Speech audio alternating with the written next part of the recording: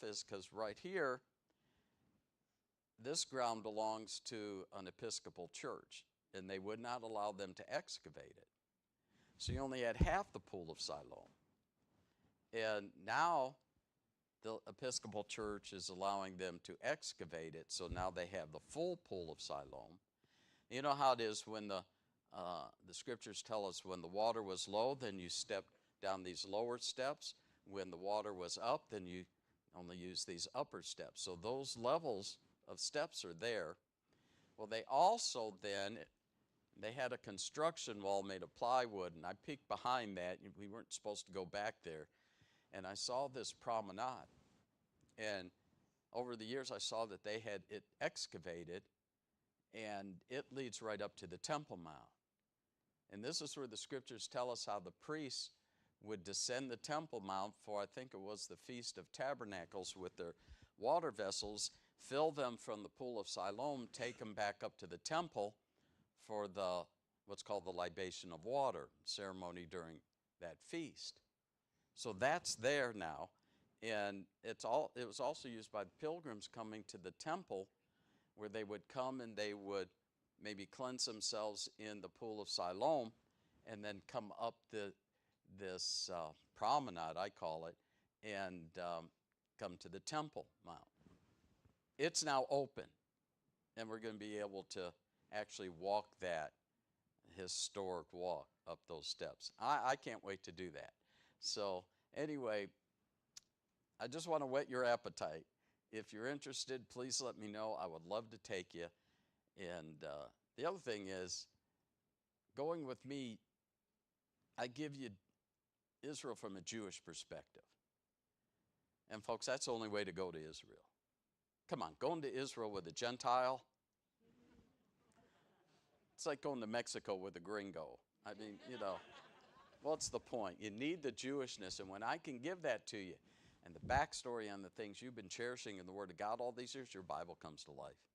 And it never reads the same. It's like reading it in color when you've been there like this. Think about it, pray about it, but don't pray long. God used to tell me, don't pray long, you'll pray wrong. But so, because we don't have a lot of time to waste. We've got to make a decision whether I'm going to be able to have the tour go or not pretty soon. So I'd love to take you with me. Anyway, what we want to do now is a question and answer. We did this the last time I was here, if you'll remember. And I want to focus it on Israel, the Middle East situation, prophecy, witnessing to Jewish people.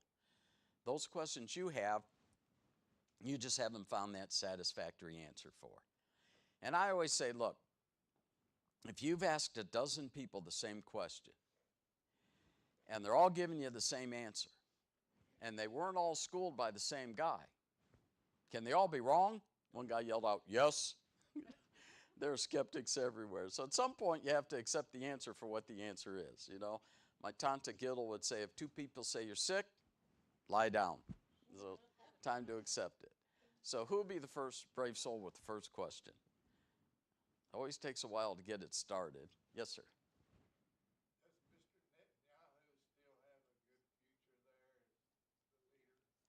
Does Mr. Netanyahu still have a good future there as the leader? Does Netanyahu have a good future as the leader? Yes. Now he's, you know, the years march on and he's aging out, you might think, but he's every bit as spry as our president here is. I used to not be able to say that, but anyhow, and it's different in Israel. They are a parliamentary government. There are 32 parties in their government. We can't handle two and an independent. They have 32 parties. When you vote in their government, when you go to for their election, you're not voting for a person. You're voting for a party. And the party that gets the most seats in their government, it's called the Knesset. The leader of that party then would become the prime minister. However, with 32 parties, no party ever gets a clear majority. So the party with the most seats the leader of that party would have about 30 days to form a coalition, get enough of the other parties to agree to work with him to form a government, to have a majority. If he's able to do that, then he's the prime minister. But at any point, if he loses his coalition, we heard that happen a few years ago, remember? And everybody was up in arms about it, but that's just the normal fare there in this type of government. If at any point he loses his coalition, they go right back to the polls and vote again. They don't have to wait out the 4-year term. So this happened with Netanyahu a few years back, and they voted 3 times that year. And his party kept gaining the most seats. But he couldn't get enough of the parties to work with him. They were doing to him what they were doing to Trump here. And so he finally got it worked out. He became the prime minister again. So he's very strong. He's still the leader of the Likud party. And he'll be that probably until he decides to retire. Good question. What else? Yes. Are they still really proud of the tribe that they descend from Oh. in today's world, like in today's Israel? The tribes, the individuals, are they proud still of their tribe? It can be a difficult thing because it's not, I'm trying to phrase this correctly. There's no credibility to the notion that when the temple was destroyed, all birth records were lost, so no Jewish person can know their tribe. When I pastored in Brady in the 80s, we took a busload of folks to Coleman. Carl Ball was speaking. And we got in late and we sat back over here. And he got up and he made that statement. And he was turning around writing something on the board when he said it. He said, so after Jesus, no Jewish person can claim to be Jewish because nobody can know for that reason. My people just laughed their heads off. And it was so loud, he turned around and he jerked around to look to see what was going on. I went up and introduced myself, and I said, do you remember when everybody laughed so hard? He goes, yeah. I said, you want to know what that was all about? He goes, sure. I said, I'm Jewish. I'm their pastor, and I'm Jewish. And he apologized all over the place. I said, well, why are you apologizing if that's what you believe? But what you believe isn't right. They didn't march out of Egypt with file cabinets full of birth records. Birth records are probably a modern thing, not so much an ancient thing. So the tribes are family names. You go to Oklahoma, you're not going to turn around twice. Somebody's going to tell you they're 164th Cherokee Indian. Well, how do they know that? Because it's been passed down through the generations. In the old world, the Jewish people, after they were dispersed through the world, in the old world, they clung on to their tribe because it was a form of identity. When they came to this country, they were fleeing persecution most often, and so they wanted to assimilate into this culture so they wouldn't be targets of persecution again. So the tribal heritage kind of went away. But you can still, through some research, discover this. Now, there are some names that are dead giveaways, like Cohen, very common Jewish name. Cohen comes from the Hebrew word Kohen, which means priest. So what tribe could a Jewish boy with the name Cohen come from? Tribe of Levi, tribe of the priest. After a session like this, a guy walked up to me years ago and put his bony finger right here and he said, King man, kingdom man. That's what Reichman means. I hate to equate it this way, but when Hitler said the Third Reich, he was talking about the Third Kingdom. So, but we've lost that kind of understanding. And I said, right, Reichman, king man. So what tribe can a Jewish boy with the name King man come from? The tribe of the kings. So we're of Judah. Now, my mother's parents came from Russia. My grandfather was of the tribe of Levi. My father's parents came from Austria, and my grandfather was of Judah. When there's a mix like this, the children take the father's tribe. So my sisters and I would be considered of Judah. So if you research it, you know, and it becomes important today, understanding who those of the tribe of Levi are because of the priesthood, and they're reforming that. So every derivation of the name Levi, you have Lewis, you drop the S, the W in the old world sounds like a V. Levi. How about Lewinsky? Remember Monica? Drop the colloquial ending, the W sounds like a V in the old world, you have Levi. She's of the tribe of Levi. So they did this with these names and did DNA testing just over those, and they've discovered that unique to those of the tribe of Levi on the Y chromosome, distinguishing the male, is a distinctive marker. And it appears nowhere but those of the tribe of Levi. So God has preserved the tribe of Levi so that we can discern that. The rest of them, sometimes like Diamond and Goldman and Goldstein, you're going to have to do some more research. But you could probably find it out. But what else? Yes?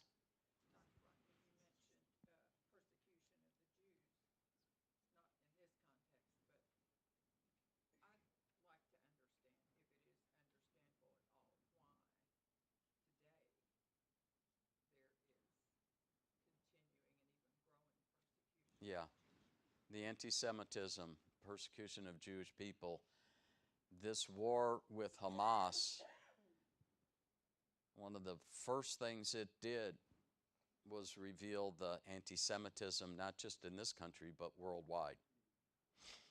There was a time just not too many years ago, the president of France went to the airwaves and demanded all Jews get out of France. So Netanyahu went to the airwaves and said it's time for all European Jews to come home. And the Knesset, the government, voted $58 million to make that happen. They would give you a one-way ticket. Because you're coming home, so you're not a round trip, a one-way ticket. You're going to make Israel your home. And they would subsidize you for 6 months, give you housing and vocational training so you can have a job, and Hebrew lessons. Because if you're going to become a citizen of Israel, Hebrew is the national language, you will learn the language. That idea ought to catch on. And, but anyhow, so they put some teeth to it. The anti-Semitism, and it's been there forever. And you're right, it's hard to understand. The worldwide population of Jewish people is somewhere between 17 million and 20 million people. There was a census, the most recent census, I think, said 13 million, but the census before that said 17 million. So where did we lose 4 million Jewish people? We didn't. They're just migrating, and they're not identifying for this reason. So the population would have at least remained the same, which was 17 million, but probably increased. Even at that, 20 million Jewish people is nothing worldwide. There may be, I think there's about 7 million in this country. I think it's 7.1 million. There's like 7.3 or 4 million in Israel. And the rest of them are scattered around the world in small pockets around the world. You wouldn't even know that this people group existed in most cases. So why are they such a target? If you go to Revelation 12, there are three, I hate to put it this way, but three characters in this chapter. You have a radiant woman with a crown of 12 stars on her head, giving birth to a man-child, and you have a dragon ready to pounce on that man-child as soon as he's born. Around verse 4 and 5 of that chapter, it defines the man-child as Jesus. It defines the dragon as the devil. And we know that happened. As soon as Jesus was born, Herod sent out a decree that all male-born Jewish children 2 years and under were to be destroyed. And God told Joseph and Mary to get out of Dodge, and they took him to Egypt until it was safe to come back.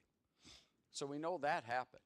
Then you go down, but it's hard because that passage doesn't openly define the woman, and some people, they're just not thinking. I mean, it's common sense.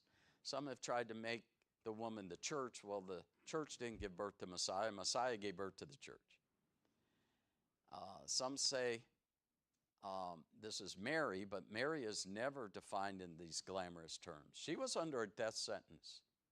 You understand that? Not like in today's culture. A lady like this being found pregnant before she's married while she's espoused to another man. This was a death sentence. That's why Joseph wanted to put her away privately. And God told him everything would be all right. And so anyhow, she's never defined in these glamorous terms. The woman very clearly is Israel. Israel brought forth the Messiah. Then about verses 6, 7, 8, there's what I like to call an instant replay. And it goes back to the war in heaven where Lucifer, which means the bearer of light, and after this event, he's never referred to as Lucifer again and it's wrong for us to, because he's no longer a bearer of light. Isaiah, I think it is, tells us he had eye trouble. Maybe Ezekiel. He said, I will rise up above the Most High God. I will be seated on his throne. I will be as God himself. And God said, not my lifetime. Thumped him out of heaven. So then in verses 13 to 17, it shows how the devil made a frontal attack trying to destroy Jesus as soon as he was born and failed. He made a frontal attack trying to usurp the throne of God, and that failed. So now he turns, the Bible says, his vengeance on the woman who dared to bring forth the man-child that sealed his fate. There's no other reason for singling out this people group, this insignificant number of people, throughout all of their history and persecuting them and hating them. If you ask people why they hate them, they can't tell you. They just do. And unfortunately, card-carrying Baptists are numbered in that often, too many times. There are churches I can't preach in. Independent fundamental Baptist churches in this country I can't preach in because of the anti-Semitism. A pastor scheduled me to preach. He was excited. This was in Mayberry in Mount Airy, North Carolina. I was excited. I wanted to go to Mayberry, and see it all. And so outside of Mount Airy is a town called Pilot Mountain. Mount Pilot sounds better, right? That's what we're used to from the show. It's all right there. And he'd had a burden for Jewish people, but he said, we don't have any Jewish people in Mount Airy. And I didn't know what groups were out there. He said, I was praying about this for years. I was praying this morning, and you called me. This has to be God's will. Then he went to the pulpit and started promoting that meeting and called Michelle back a few weeks later and said, I have a problem I didn't know I had. And he said, I have to cancel the meeting. He said, I was so excited about this meeting. I went to the pulpit, started promoting it. My men came to me, not just one or two. His men sat him down. Preacher, we have no idea what on earth is wrong with your head, but there's no way we are ever going to allow any sorry, stinking, no good, lousy, rotten Jew stand in our pulpit and tell us anything. And that's exactly how he said it. And he said, I have to cancel this meeting. He said, but I'm resigning this church because I can't pastor people like this. And he did resign the church. I was in Mount Airy last fall, and every Baptist church I drove by said, I wonder if these are the clowns. I wonder if this is the bunch, you know. But anyhow, so our churches are not immune to that. And there's only one reason for this. And Revelation 12, I think, explains it very clearly. The devil knows that when Jesus, at this point, when Jesus went to the cross, that sealed his fate. So he can't destroy Jesus. So when you're trying to attack someone, you attack the pastors. We live with this. We get attacked by people all the time. We'll just roll it off our back and not worry about it. When they see they can't get to us, they go after our wives. And if she's tough enough, and my wife is a little tougher than I am sometimes on this stuff, they'll go after our kids. And then the war starts. The devil tried 2 frontal attacks, and it didn't work, so he's going after the apple of God's eye. Turned his vengeance on the woman that dared to bring forth the man-child that sealed his fate. And that's why. And we're going to live with that until the trumpet sounds, unfortunately. What else? Yes. The Bible tells us in the latter days that God will pour out his Spirit upon all flesh. Will this become a big factor to the Jewish people that so many have not received Christ yet? In Joel chapter 2, 26 through 32, I'm trying to understand the meaning of that. How much of an impact is it going to play upon the Jewish people when that takes place? Well, when that takes place, you're in the end times. Okay. By the end times, we're talking about the tribulation period, the 7-year tribulation. The impact the book of the Revelation gives us is very clear. You have Elijah and I believe Enoch, not Moses. It's appointed unto man once to die. Moses already died. I had somebody say, Bible doesn't tell us Moses died. I said, Bible tells us God buried him. Sure hope he died, you know. Sometimes you got to open both eyes when you read, you know. But anyhow, but Enoch and Elijah never have experienced physical death. So I think it's those two that come back as witnesses. And they'll be witnesses to the Jewish people, obviously. Then Revelation 7 tells us there are 12,000 from each of the 12 tribes, so they are brought back together at some point. 12,000 from each of the 12 tribes that are saved, sealed, and go out as witnesses. And of course, who will these Jewish fellows want to be a witness to primarily? Their tribes. When you got saved, who was the first one you wanted to tell? Family. That's the most natural thing. It doesn't mean there won't be any Gentiles saved during the tribulation, but that's no longer the focus. Just like in the Old Testament economy, there were always Gentiles that embraced the God of Israel as their God. 500,000 came out of Egypt with the Jewish people and embraced the God of Israel as their God. Jesus has 2 Gentiles in his lineage. One of them a harlot. Let that one wrap around your brain, bounce through your head a little bit. Rahab and Ruth, both in the line of Jesus, both Gentiles. So there always have been that. In this time frame, in the church age, it has shifted where the focus is mostly on the Gentiles. And it becomes more rare to see Jewish people saved. When we go to the tribulation period, we're back in the Old Testament economy, so the focus is now on the Jewish people. However, it doesn't mean Gentiles can't be saved. But nobody is saved during the tribulation. Nobody is saved after the rapture that rejected Jesus before the trumpet sounded. 2 Thessalonians 2 makes that very clear. Because it's God that gives them the delusion to believe the lie. Because when they had the chance, they refused to believe and trampled the love of God underfoot and rejected it. So they don't get another chance.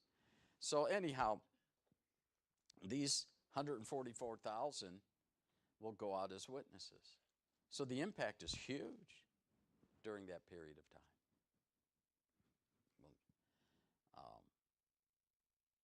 And it's exciting to think about. So I had somebody one time say, well, yeah, so we don't need a ministry like yours because the Jews are during the tribulation. I said, well, what happens to the Jewish people that don't make it to the tribulation?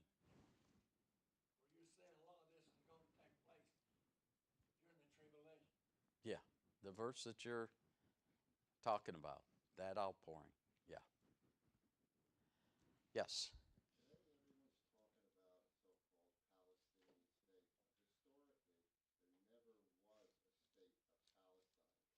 Correct. The Palestinian people, they talk about their ancient history. Remember how Trump talked about taking over the Gaza and relocating all those folks, building them a fabulous city? The guy's a builder. Let him do it. They'll live better than we do, you know? It'll be a fabulous city, and they won't have to live under the threat of war. And then he wants to take and clean up the Gaza Strip and make it a resort area, and they all laughed him to scorn. But you go up the coast right next to Gaza, and you get to Tel Aviv right on the coast, and it's a resort area. So there's nothing new about this.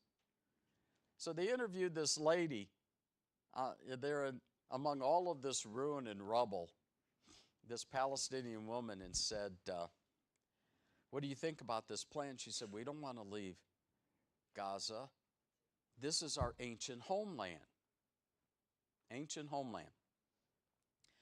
There's not one ancient relic that they've ever dug up in all of Israel that proved the Palestinians existed. Their ancient history goes no further back than World War I and the Balfour Declaration that decreed that the Jewish people deserved and needed a homeland, and they carved out this little strip of ground from the river to the sea, from the Jordan to the Mediterranean, from Lebanon to Egypt, which was no man's land. No one claimed it, no one wanted it. There were vagabond Arabs thrown out of every Arab country in the world that landed there. There were Jewish people living there, and they were living in harmony. The problem is, when they decreed that this was the ground that was supposed to be the homeland for Israel, for the Jewish people, they didn't name it Israel. They named it Palestine. So these vagabond Arabs squatting in the land took their name from the land. Now they call themselves Palestinian. That's as deep as their ancient history goes. They don't have a history as Palestinian beyond that. Now, the word itself is not a biblical word. My Bible maps say Palestine in the time of the patriarchs, Palestine in the time of the apostles, and no such thing. It was Israel. The word doesn't come along until 135 AD. Hadrian is emperor. There's the Bar Kokhba revolt, which was a meager uprising of the Jewish people against Roman rule. Hadrian marches his troops in. He puts a rebellion down very easily, but wants to rub their noses in their defeat. Changes the name of their beloved homeland from Israel, names it for their worst enemy. Biblically speaking, who's Israel's worst enemy? Philistines. Palestine, Palestinia, is named for Philistia, for the Philistines. That's where the name comes from, and it was labeled 135 AD, and it has nothing to do with Scripture. Now, there is once or twice a mention in the Old Testament of Philistia or Palestinia. And it's not talking about Palestine like we're thinking. It's literally talking of Philistia, the Philistines. And these vagabond Arabs bear no relation to the Philistines. They were Indo-European. These folks are not. So it fails all the way around. So they have no ancient history. And my guide in Israel always says, you can't stick a shovel in the earth in Israel and not pop up ancient history. And it's true. It's how they found Beth-shan. Beth-shan is the city where the Philistines nailed Saul and his son's headless bodies to the wall of the city and took their heads and circulated them throughout the land in victory over Saul. They were excavating to build a grocery store. This is up in the Gilboa Mountains. They were excavating, and they popped up a piece of ancient pottery. When that happens, by law, you have to call the government in, and they came in and checked it out, and they decided to dig. And what they came up with was Beth-shan. And it's one of my favorite spots in all of Israel. You have Main Street, Beth-shan, with the Roman columns lining it. You have the storefronts along the main street and the 4,000-year-old mosaic tile floors that are all intact, and you can walk on them to this day. They have the Roman baths. They had hot, cold, and tepid. They had great technology to do this.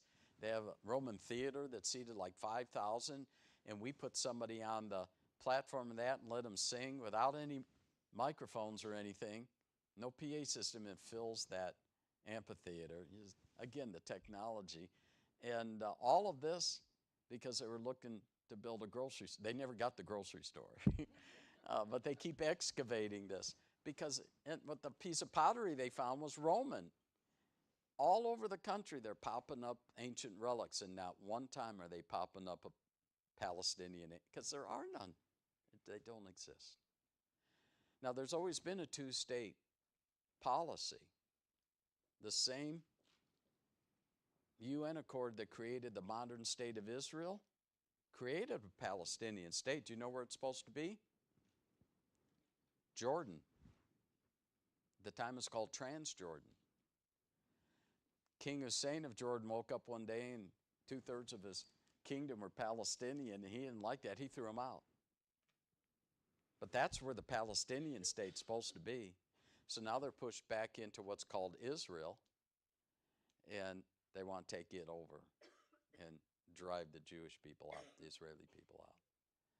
So, yes. Yeah.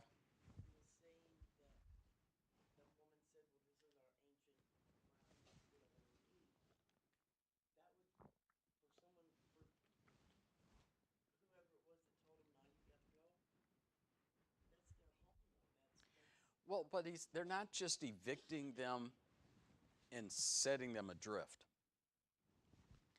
And if you've seen the pictures, there's nothing homey about it. And it's going to take 20 years to rebuild it under normal circumstances. But he's talking about building them a fabulous city. And I understand, but you know what? We've been in ministry all our adult life. We've had to leave our home a lot. I mean, God's moved us from one place to the other, to the other, to the other. It's our third time to live in Texas. We just, so. Our job as believers in Christ to go, like you said, there's 6.1 million Jews in America. 7.1. Isn't it our job as followers of Christ to try to lead them to Christ? Oh, yeah. That's what our ministry is all about. I know that sounds stupid, but I don't understand a lot of things. Yeah, it's all right. No. It's better to have the clarification. Very clearly. And look, it's come full circle. Because the mission that God gave his chosen people was to be a light to the world. At that point, the Jewish people were the only ones who had God. Everybody else were pagans. And this is what Gentile means, pagan. So there's no such thing as a Gentile Christian. You can't have a pagan Christian, okay? So anyhow, so it was their God-given responsibility to be a light to the world about this God, okay? So now, here it comes along, and people always talk about the Jews rejecting Jesus. That was a forced rejection, because you do the math in the first 6 chapters of the book of Acts, and conservatively speaking, you have over 100,000 saved, baptized, added to that church in Jerusalem. There's not Gentile in the crowd. The rejection didn't come along until a guy named Constantine, who Christianized his empire, knowing nothing of Christianity, and then persecuted and tortured and put to death anybody that didn't come along and abide by his decision. That brought out on the Jews from the church. And then down through the ages, the so-called Roman church, the so-called church, has brought this persecution, the Inquisitions, the Crusades, even the Holocaust, the pogroms. Look, Hitler had an audience with the Pope before he started the Holocaust, and never did the Pope ever one time denounce anything Hitler was doing. So what are the Jewish people to believe? This is with the blessing of the church. This is under the auspices of the church again. So this has driven the Jewish people away from anything that sounds like Jesus or Christ or Christianity, because of what all of this is done under the name of Christ. We know they're not true believers, but they don't. And so this is their experience. So they stay away. But now what's happened, when we are given the responsibility to take the gospel to Jewish people, Romans 1:16, Romans chapter 9, 10, and 11 make it very clear. Ezekiel 33, I've set thee a watchman over the house of Israel. We've got to stop redefining this according to our cultural sensitivities. He means Israel. I've set thee a watchman over the house of Israel. Take that literally. To warn them. To warn the Jewish people. To warn Israel.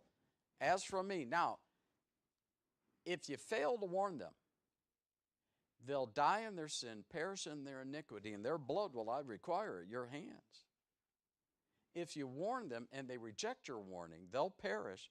You will have delivered your soul.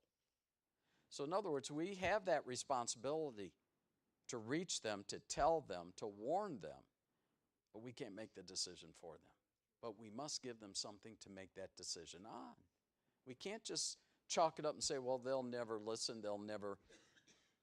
What if somebody did that with you? The guy that witnessed to you when you got saved, what if they thought, he'll never want to get saved? You would have never known, would you? You might still be lost. So don't make that decision for them. We've got to tell them. Now, when that Jewish person gets saved, what happens? He can turn around now and be that light to the world that he was commissioned to be by God himself. So we have that part in enabling Jewish people to do what God commissioned them to do. So yeah, we have that responsibility. And there is that where we're told, and I've got it in my phone, people say that Genesis 12 verses 1 through 3, or verse 3, I will bless them that bless thee, I will curse them that curse thee. And they want to try to say that that has nothing to do with us being a blessing to Israel. And then they want to say, this group over there is not even Israel. Numbers 24 and verse 9. Blessed is he that blesseth thee, and cursed is him that curseth thee. And in verse 5, the one that it defines who he's talking to when he says blesses thee. Who is that people group? Verse 5 says it's Israel. So there again you have it. So God will bless us if we'll do this. And you can be no greater blessing to Israel, to the Jewish people, than to provide them a gospel witness. And in that, the ability for them to get saved. And we've got to stop. So let's just pray real quick. Father God, I love you. I thank you for these questions.